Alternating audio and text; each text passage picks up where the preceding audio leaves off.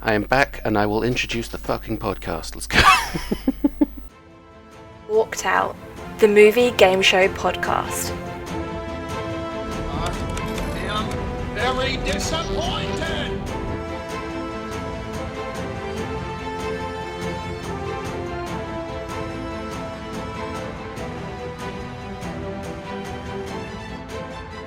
Screw this. I'm walking out. Hello everyone and welcome to Walked Out, a podcast about movies and the absolute psychopaths who review movies on the internet. I'm Matt, I'm the host this week. I'm just a humble London barber slowly turning towards murder. With me we've got Stuart.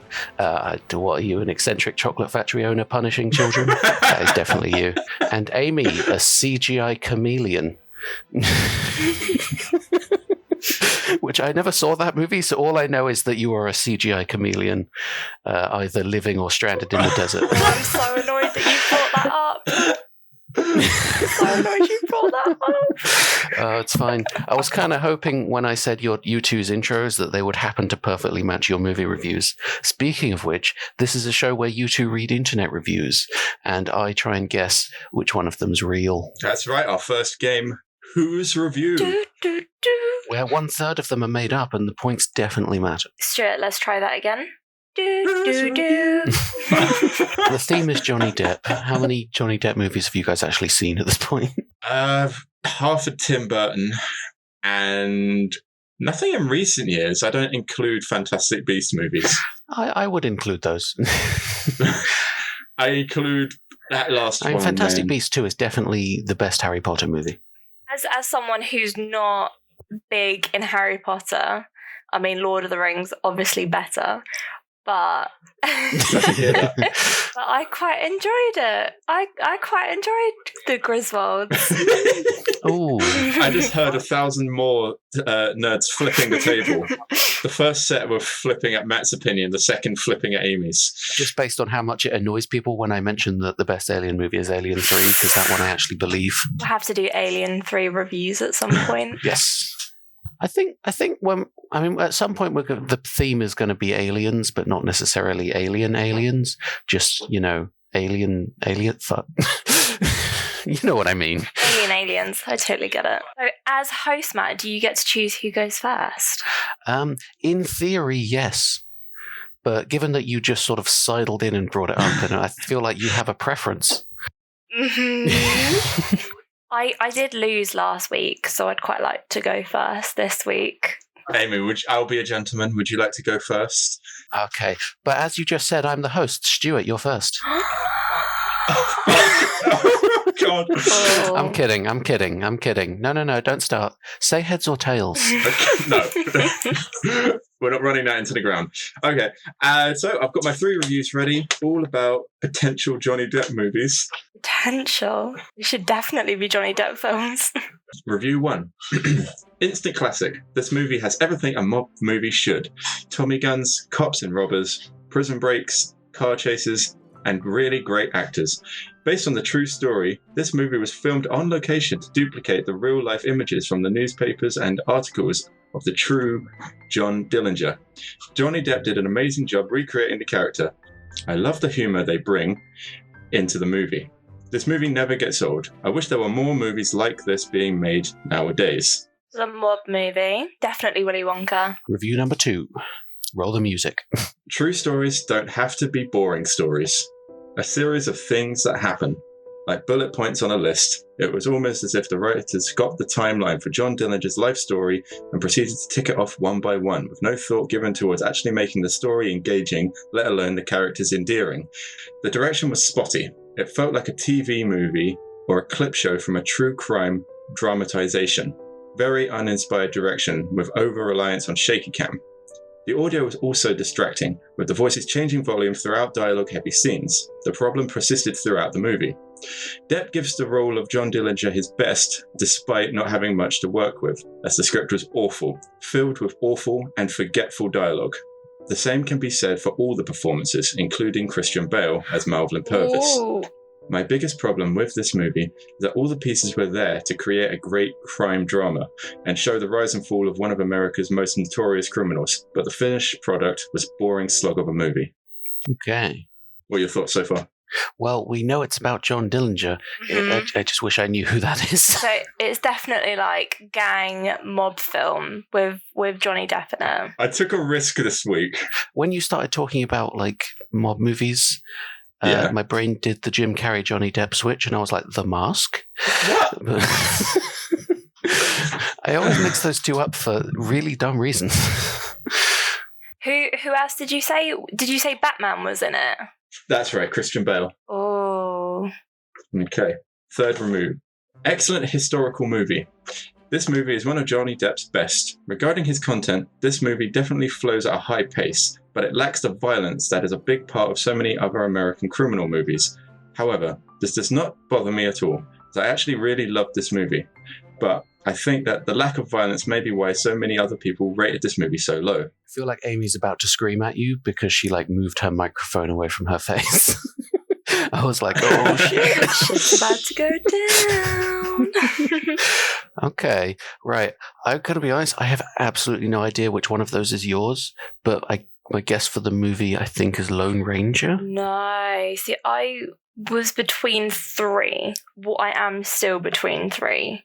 So, mob, true crime, gang violence. There's one that he does in Mexico. It's like Once Upon a Time in Mexico or something, which when he did Lone Ranger, people were referring to his role in that. I've not seen it, but I feel like Mexico there might be a lot of maybe gang violence. There's some real fucking detective work going on right here. You got to put these movies up on a wall with a single piece of red string between them. There's Public Enemy as well, which I think has Christian Bale in it, but then I get so confused with all the different Christians. It might not be Christian Bale at all. How many other Christians are there? There's Jesus. I get confused between Christian Nolan as well, which is silly because he's not an actor, is he? Oh my god, you got the same name as me. I'm going to make you a star. Welcome to Batman. Is the I'm going to make you a star joke from BoJack Horseman? Because that sounded very BoJack Horseman. So the movie's from 2009. Oh, okay. Not the Mexico one then, I don't think, because I think that was maybe 90s. Oh, that really didn't help me. I don't think it's Lone Ranger because that's later than 2009. So I will go with Public Enemy. All right, so Amy's gone for Public Enemy. I have no idea, so I'm going to say Rango. Rango. So it was instant classic. True stories don't have to be boring stories, and excellent historical movie. And ding, Amy got it right. Public Enemies. How did I do that? Well done, Amy. That was great. I honestly thought neither of you would get it because it's not very talked about. Really? Oh, the name for me just keeps popping up every now and then, and I'm like, I need to rewatch that at some point because it seems to be a good film. I can't remember too much about it. I heard nothing about that movie. Where did you hear about that? No, neither have I. So that's 1 point to Amy so far. Whose review? I think the one about true stories don't have to be boring. I think that might be yours. Okay. What about you, Matt? I think review number 1, just to go for the one that was different. All right. It's got to go to Amy again. I Oh. hated this fucking movie. It was the most boring thing I've ever had to sit through. Wow. And I watched it by chance. I didn't watch it by chance. I watched it specifically for a Johnny Depp movie at Amy's request. And I thought, as I was getting started, I'm like, man, I could have rewatched Charlie and the Chocolate Factory. I stand by my review completely, and it's going to piss so many people off.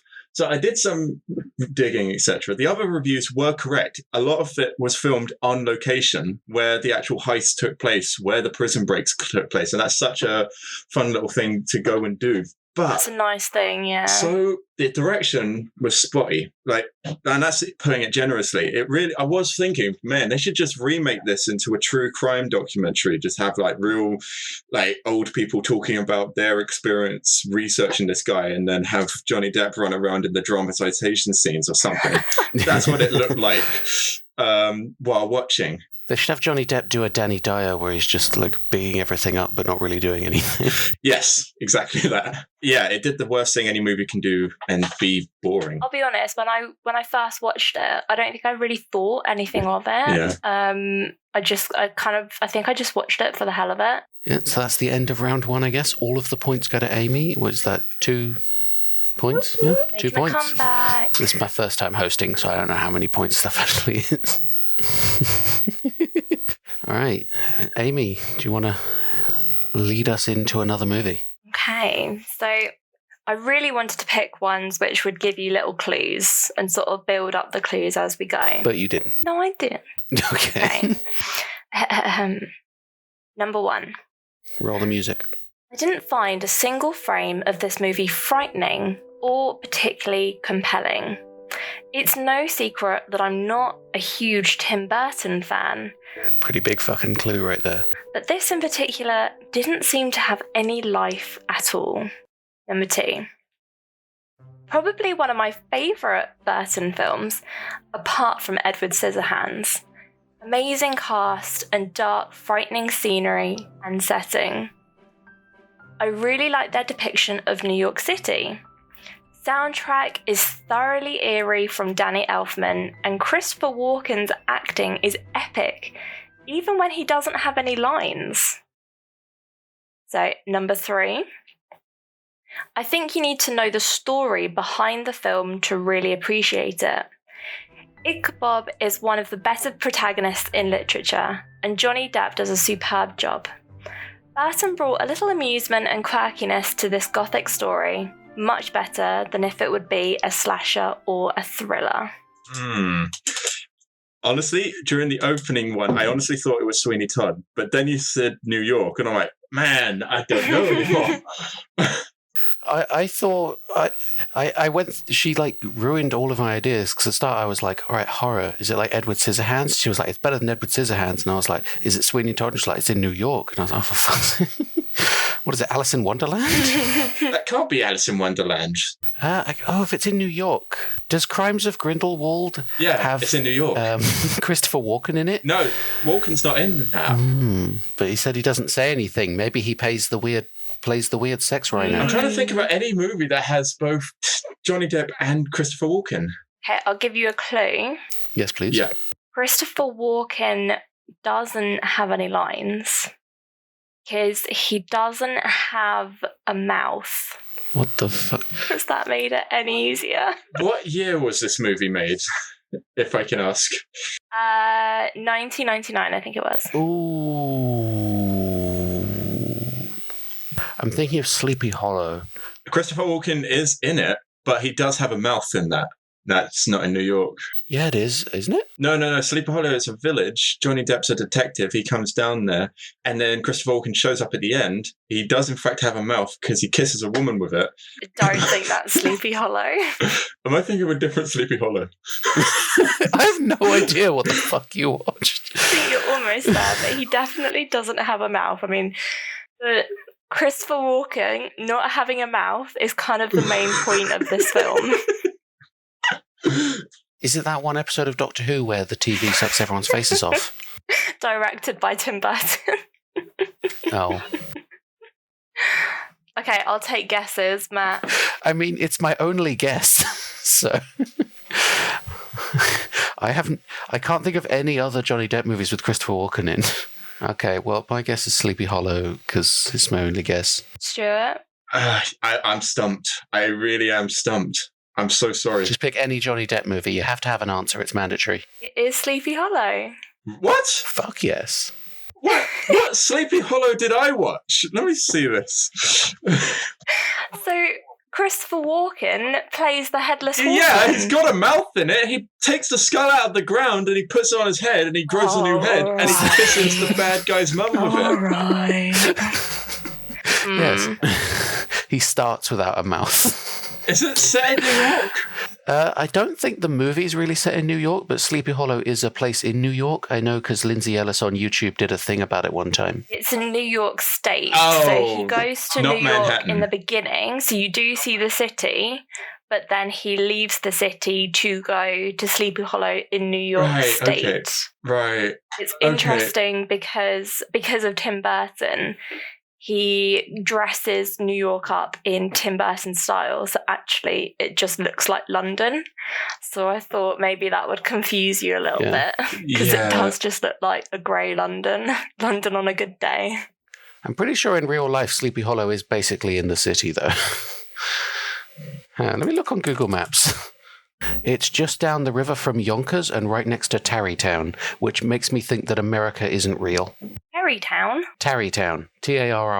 Oh, Tarrytown sounds much better. Yeah, Tarrytown, as in, I'm pretty sure that's what the town in Breath of the Wild is called that you have to build. That might be where I'm getting it from then. Oh, fuck. It's literally like... I don't have a scale on this map. It's literally like 5 miles from Valhalla. What? Of course it is. What? Why would you ever name a town that? Well, because Vikings need a place to retire. And also pleasant. Yeah. Oh my God. Like the names on this map right now. So I'm slightly zoomed out from Sleepy Hollow, but it's near Yonkers, Mount Vernon, Valhalla, Thornwood, Pleasantville, White Plains. This is definitely like a fantasy. So which review do you think is mine? So I'll give you the headlines. Didn't find a single frame of this movie frightening or particularly compelling. Not a Tim Burton fan. Number 2, amazing cast, dark, frightening scenery. Christopher Walken's acting is epic when he doesn't have any lines. That sounds like the sort of thing you would say. And the final one was Johnny Depp does a superb job. Burton brings amusement and quirkiness to a gothic story better than if it was a thriller or a slasher. Ooh, I have no idea.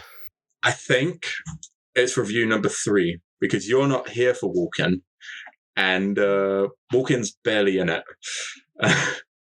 I think it was review number 3. I mean, to be fair, some people give great acting performances, almost never being on screen. It was number 3. Yay! I get a point. So, okay. So you get 1 each for that one, I guess. Woo! Yeah, so Amy's winning by a point. So at the end of the reviews, Amy has 2 points, me and Stuart have 1 each, which means we're doing a tiebreaker for second place. The prestigious second place. This is like that weird third game place that you play at the end of the World Cup. Shooting blanks, let's go. Right. Okay, here we go. Remember, you have to be super quick. Yes. I'll call it out as soon as I hear it. I call them like I see them. Right. When he becomes lost in the head. Rango. Oh. This is why you were annoyed about your intro, wasn't it? I thought I'd be clever and do the little end round as Johnny Depp. I read this blurb like 20 minutes ago. I think give it to Matt. Piece of shit. If you want to win that way. Do another one, because we were in that one. Oh, we can't make Amy do a second rush job 2 weeks in a row. Please don't. Please don't. Yeah, but that's fun. She's best when she improvises. No, because last time I did another one and it went terribly.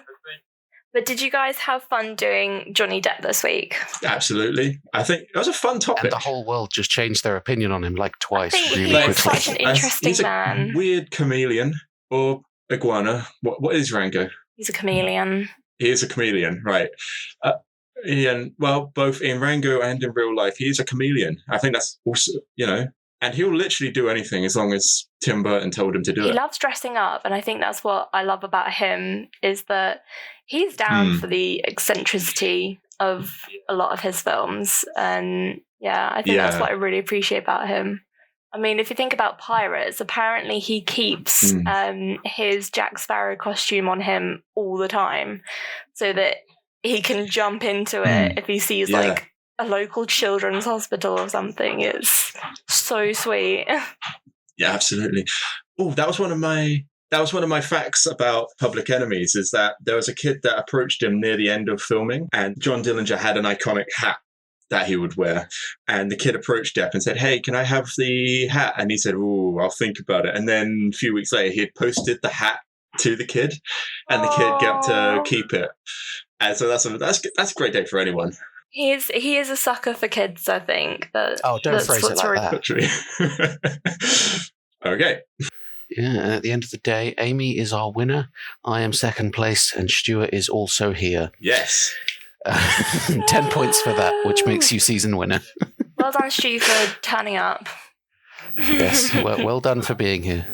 So at the end of the episode, as host, I get to pick the next theme. And I have picked Matt Damon movies. Matt Damon? Matt Damon. Matt Damon. Matt Damon. Matt Damon. Matt Damon. So does this include Team America? Yes. I mean, don't do Team America because you just asked, but yes, it does include Team America. No, it does. He's not actually in it. If someone impersonates him in the movie, I think that counts. No worries. Okay. Apparently, his little puppet in Team America just came out looking not great, and so they were like, just give him a stupid voice as well, because the puppet looks stupid as well. That's the South Park guys in a nutshell. They'll just roll with it and stuff. That that's what makes them so funny. They are a beautiful pair. But enough about next week. Yes, and we will see you all next week. You can follow the podcast on Twitter as soon as we make a new Twitter. You can follow Amy and Stuart on Twitter, but don't. And you can follow me on Twitter, but I will not follow you back. See you next week. I've been Matt. I've been Amy. Bye. I've been Stuart. See you guys.